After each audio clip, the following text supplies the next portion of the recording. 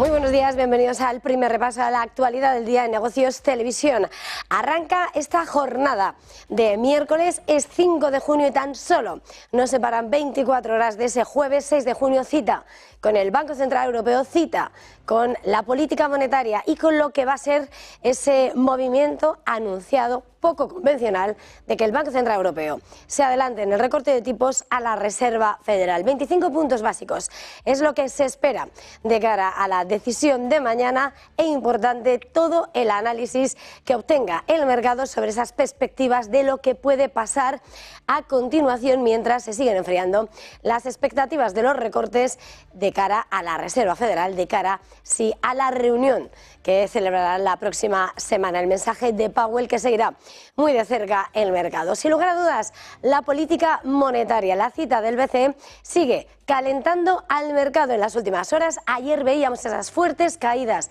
que se extendían en torno al sector bancario en toda Europa, batacazo el que se pegaba también la banca en España, lastrando al IBEX 35 sin ninguna razón nueva, tan solo esa cuenta atrás para que finalmente se acometa ese inicio del recorte de tipos de interés ante la duda de hasta cuánto llegará a ser ese recorte en esa relajación de lo que ha sido el endurecimiento de la política monetaria en los últimos meses y que podría afectar a los márgenes de la banca junto con otras cuestiones que van cotizando en torno al sector. Clave, sin lugar a dudas, ese mercado, esas miradas a lo que pueda poner sobre la mesa la política monetaria y, por supuesto, muy pendientes también a lo que va a ser esa jornada que se va escribiendo en esta antesala, como decimos, de la reunión del BCE. Entre tanto, lo que estamos viendo es como los futuros americanos están moviéndose con cautela, igual que ayer veíamos movimientos estrechos y moderados de alzas. Parece que hoy quieren seguir subiendo, aunque, por supuesto, los operadores siguen con cautela a la espera de ver precisamente lo que puede ver a final de semana. Recordemos el viernes ese informe de empleo de la economía de Estados Unidos, clave para el mercado después de que esas vacantes ayer, vacantes de empleo en Estados Unidos, arrojasen un dato de debilidad frente a lo que ha sido la fortaleza del mercado laboral, que va de alguna manera ayudando a lo que podría ser el intento de la FED de recortar los tipos de interés. La macro, la política monetaria en el punto de mira, como por supuesto los grandes asuntos que escriben la crónica internacional, los asuntos que escriben la tensión del tablero geopolítico. Y en ese momento, a esta hora, hoy importante mirar a Oriente Medio.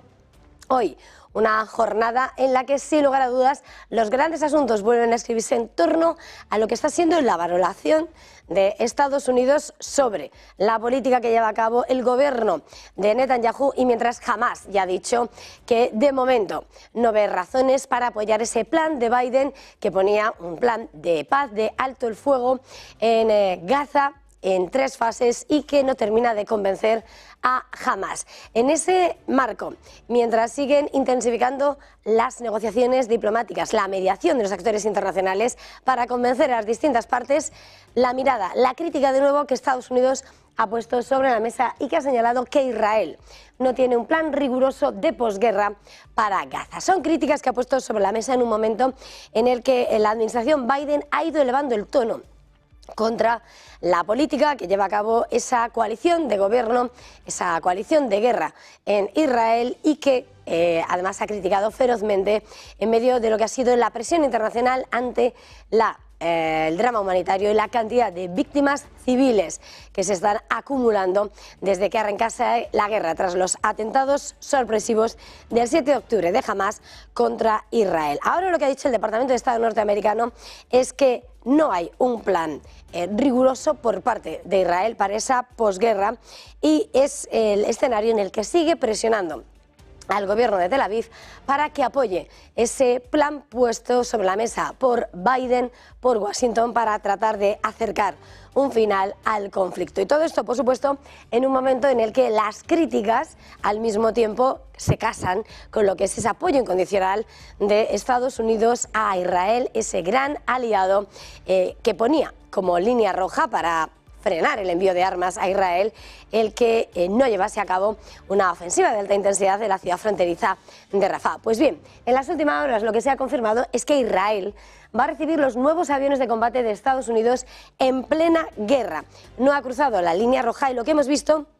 en las últimas horas es como Israel ha firmado ese acuerdo con Washington para la compra de 25 cazas F-35. El Ministerio de Defensa israelí ha anunciado ese acuerdo que sin lugar a dudas va a ser clave, esas naves fabricadas por Lockheed Martin y cuya entrega, eso sí, comenzará en los próximos años, pero ahora mismo en plena guerra ese compromiso se ha firmado, ese compromiso, ese refuerzo de la capacidad armamentística de Israel que sigue estando sobre la mesa. Recordemos que lo que en ningún caso ha condicionado a Estados Unidos es el apoyo a la defensa israelí y ahora mismo ese compromiso hacia 2028 de que recibirá esos F-35. Claves sin lugar a dudas en una jornada en la que, por cierto, en Oriente Medio hoy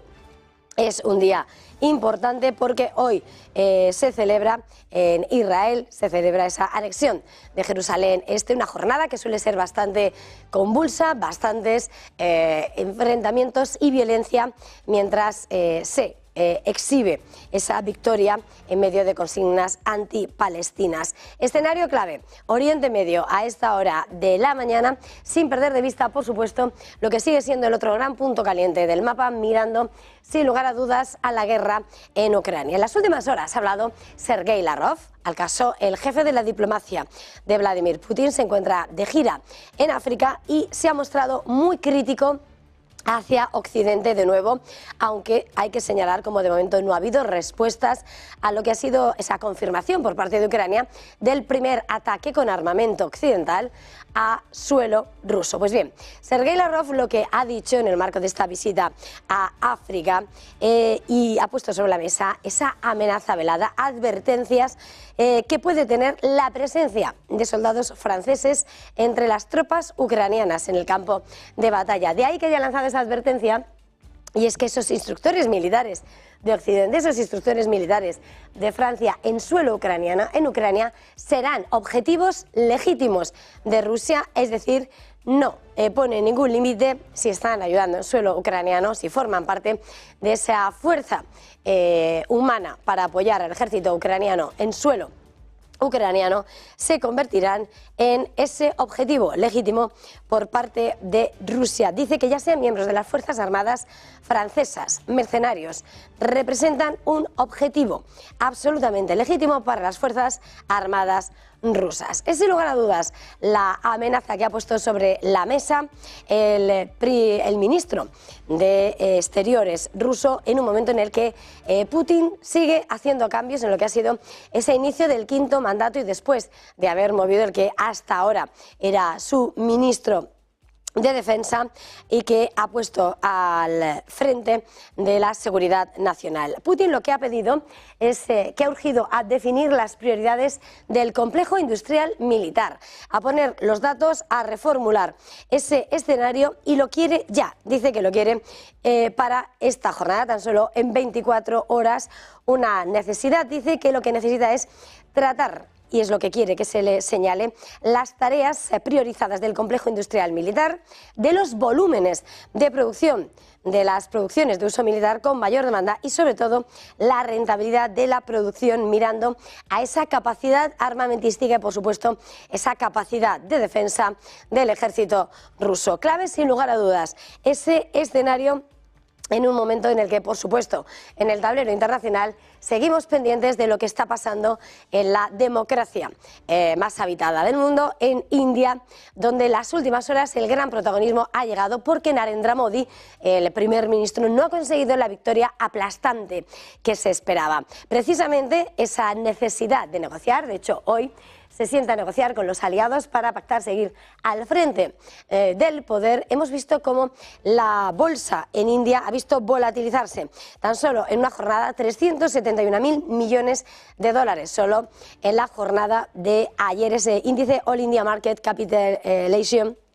que escribía la crónica bursátil y en un momento en el que, como decimos, Modi sí ha presentado un discurso envalentonado, triunfalista, inicia un tercer mandato, se prepara para ello, algo que no sucede desde 1962, y dice que lo que va a hacer es seguir adelante con el empuje económico, que India crece más que el resto de países y en el que ha estado señalando como su objetivo será acabar con la pobreza. Sin lugar a dudas, el gran punto de atención en cuanto a ese escenario son esas negociaciones, es esa economía de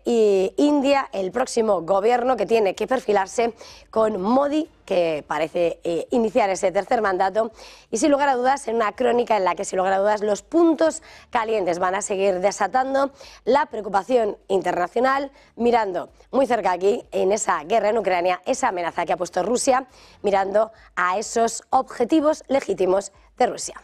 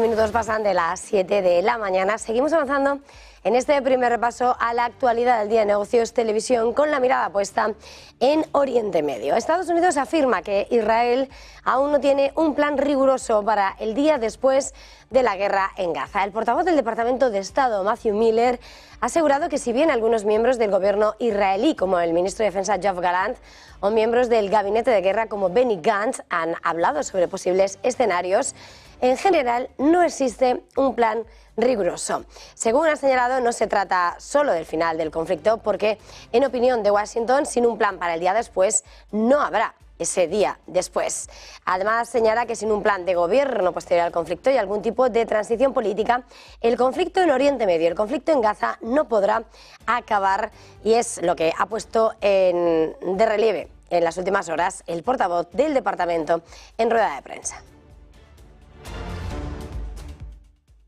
Críticas de Washington contra el gobierno de Netanyahu, mientras que al mismo tiempo Estados Unidos sigue demostrando su compromiso con el gobierno de Israel, con su defensa y con el envío de aviones de combate. En las últimas horas, Israel ha firmado un acuerdo con Estados Unidos para la compra de 25 cazas F-35. El Ministerio de Defensa israelí ha anunciado la firma de un acuerdo valorado en 3.000 millones de dólares, unos 2.700 millones de euros, con el gobierno estadounidense para la compra de un tercer escuadrón de 25 cazas F-35 fabricados por Lockheed Martin, cuya entrega comenzará en 2028. El ministro de Defensa, Yoav Gallant, ha destacado la fortaleza de los lazos entre ambos países y ha denunciado cómo, frente a quienes desean debilitar el profundo vínculo con su mayor aliado, la seguridad y lazos estratégicos con Estados Unidos,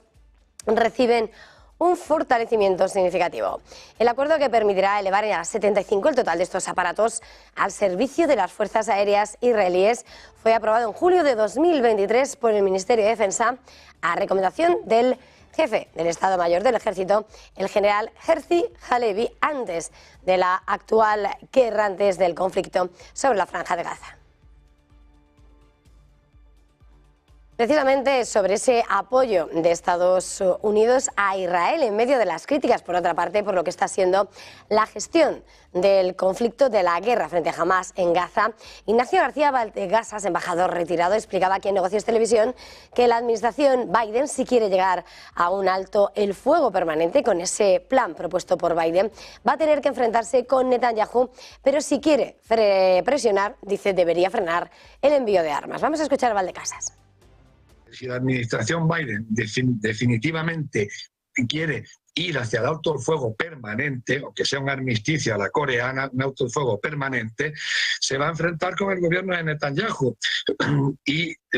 en esa situación lo más probable es que los dos partidos, pequeños partidos de la derecha religiosa radical, hagan saltar el gobierno. Pero es posible que la presión de Estados Unidos sea tal fuerte que se pueda bien solucionar la crisis interna israelí. Yo francamente no sé por dónde va a salir, porque si Estados Unidos presiona de verdad, Netanyahu no va a aceptar un alto fuego permanente porque va a saltar su gobierno por los aires. Por eso, precisamente por eso, porque Hamás conoce eso, Hamás no se fía de que firmen un acuerdo para soltar los rehenes con un alto el fuego y que luego el alto el fuego no sea permanente. Entonces Hamás lo sabe, Hamás se niega, pero es que el gobierno de Netanyahu también está negándose a aceptar el plan de Joe Biden, y Biden está insistiendo porque se encuentra en una situación desesperada electoralmente. Y mirando a los puntos calientes del mapa, sin lugar a dudas tenemos que mirar a la guerra en Ucrania, sobre todo después de que el presidente ruso Vladimir Putin haya exigido que se presente en el plazo de 24 horas el proyecto de las principales prioridades del complejo industrial militar ruso, y ha designado al exministro de Defensa y actual secretario del Consejo de Seguridad como encargado de cumplir este mandato. Durante la reunión del gobierno en San Petersburgo, el jefe del Kremlin ha pedido concluir con este trabajo de forma inmediata. Subrayaba que se trata de las tareas priorizadas del complejo industrial militar, de los volúmenes de producción, precisamente de esas producciones de uso militar con mayor demanda, y sobre todo de la rentabilidad de la producción. Putin también se ha dirigido al viceprimer ministro ruso y a los titulares de Industria, Defensa y Finanzas con el llamamiento a concluir este trabajo lo más rápido posible y poniendo y emplazando incluso para el día de hoy. En este contexto, mirando a la guerra en Ucrania, el gobierno alemán tiene previsto encargar a la compañía de defensa Rheinmetall, clave en la fabricación de los carros de combate Leopard, munición de artillería por valor de 880 millones de euros. La información publicada por el diario Der Spiegel apunta que el Ministerio de Defensa germano estaría buscando de esa forma reponer sus inventarios, al tiempo que garantizaría una demanda suficiente de piezas que haga rentable para Rheinmetall ampliar su capacidad de producción. Este desembolso se plasmaría en la fabricación de al menos 200.000 proyectiles de 155 milímetros adicionales a los ya comprometidos con la empresa. Los proyectiles de 155 milímetros son un tipo de munición estándar de la OTAN que dispara, entre otros, el obús Panzerhaubitze 2000 usado en la guerra en Ucrania. El objetivo de la empresa es alcanzar una capacidad de producción anual de 1,1 millones de estos proyectiles para 2027. De hecho, la empresa ha firmado este mismo lunes un acuerdo para construir una planta de municiones en Lituania.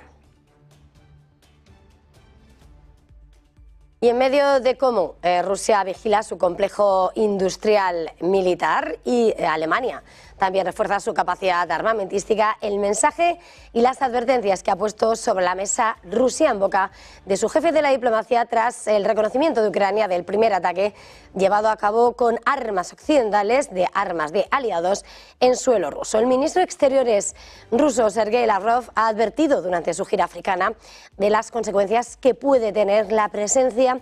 de soldados franceses entre las tropas ucranianas en el campo de batalla. Declaraciones que llegan mientras los gobiernos de París y de Kiev están negociando los términos de instructores militares galos, especialmente para el manejo del armamento desplegado en la primera línea de batalla. Desde el Congo, Lavrov ha asegurado que los soldados franceses serían objetivos legítimos para Moscú y ha señalado que ya sean miembros de las Fuerzas Armadas francesas o simplemente mercenarios, se erigirán y representarán un objetivo legítimo para las Fuerzas Armadas rusas.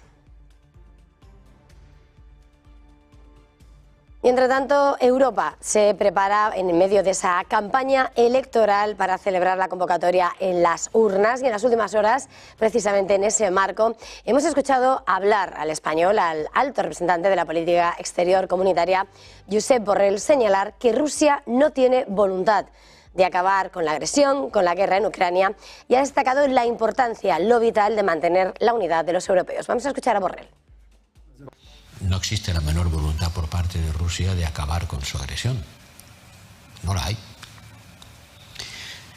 Lo importante es mantener la unidad de los europeos. Hasta ahora hemos tenido unidad, pero la unidad puede empezar a resquebrajarse y de eso también va a depender del resultado de las elecciones. Unidad para el apoyo y unidad para la sanción. En este escenario, por supuesto, clave esa advertencia, ese llamamiento a la unidad por parte de Borrell en un momento en el que Europa se encamina a esas elecciones que en España se votará este próximo domingo, día 9 de junio. Y en este escenario, hablando de elecciones, sin lugar a dudas, seguimos pendientes de la democracia más poblada del mundo, 1.400 millones de habitantes, India, después de saberse que el hasta ahora primer ministro Narendra Modi no ha conseguido esa victoria aplastante que descontaba el mercado y que de hecho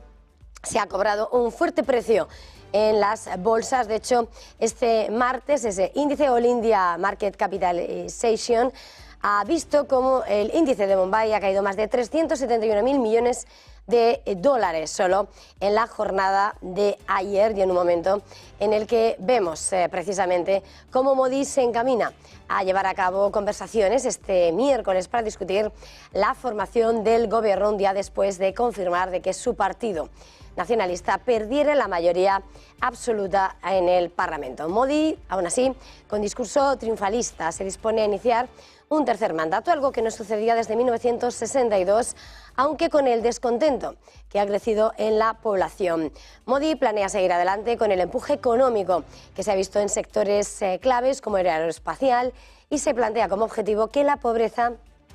sea cosa del pasado. Entre tanto, la ausencia de esa mayoría aplastante, como decimos, se ha dejado notar en la bolsa. Ayer ese desplome absoluto, hoy se recupera con subidas del 1% ese Nifty 50 de la bolsa de Bombay.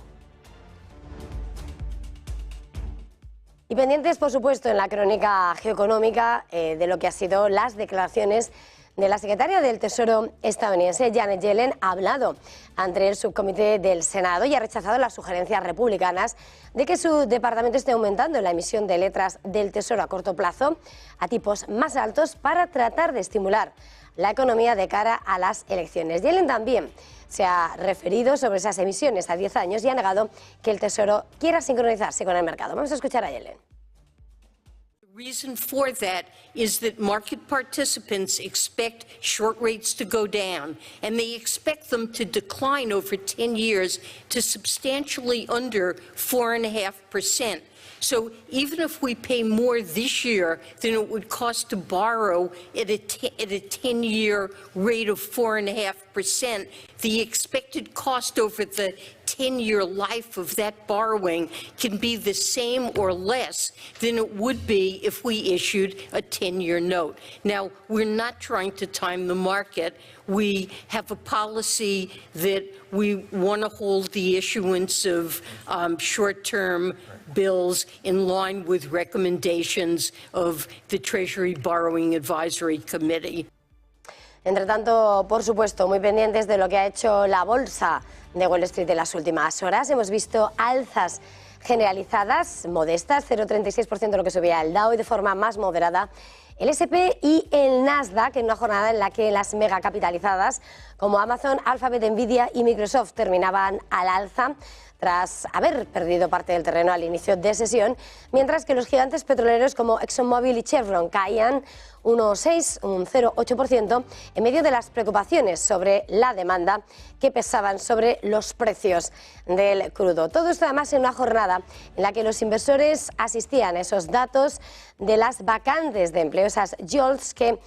arrojaban una cierta debilidad a medida que el mercado laboral se normaliza, unas vacantes que caían más de lo esperado, llevando el número de esos puestos de trabajo disponibles por solicitante a su nivel más bajo en casi 3 años y con la mirada ya puesta en el informe de empleo del próximo viernes. Todo esto viendo una relajación del mercado laboral que podría ayudar a la Reserva Federal a luchar contra esa inflación y allanar el camino hacia un recorte de tipos.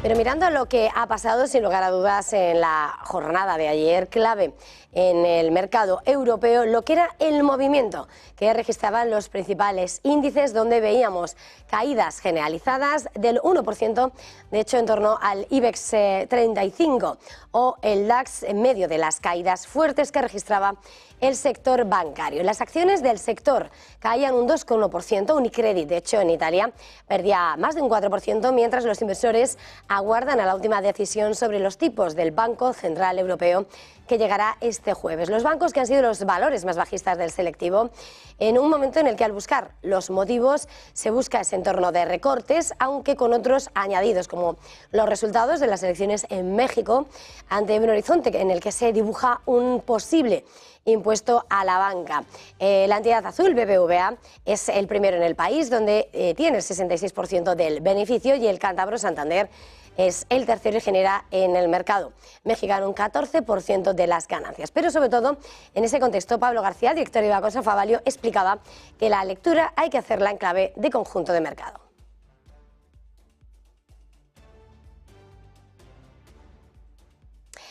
Y con todo esto, BBVA ya ha solicitado autorización al Banco Central Europeo para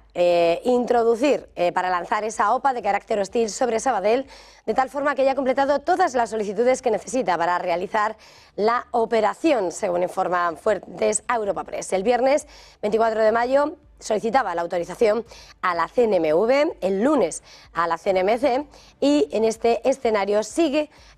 avanzando para sacar adelante esa OPA. El BCE será el primero en dar su visto bueno a la operación y revisará la solvencia y sostenibilidad del modelo de negocio del banco fusionado.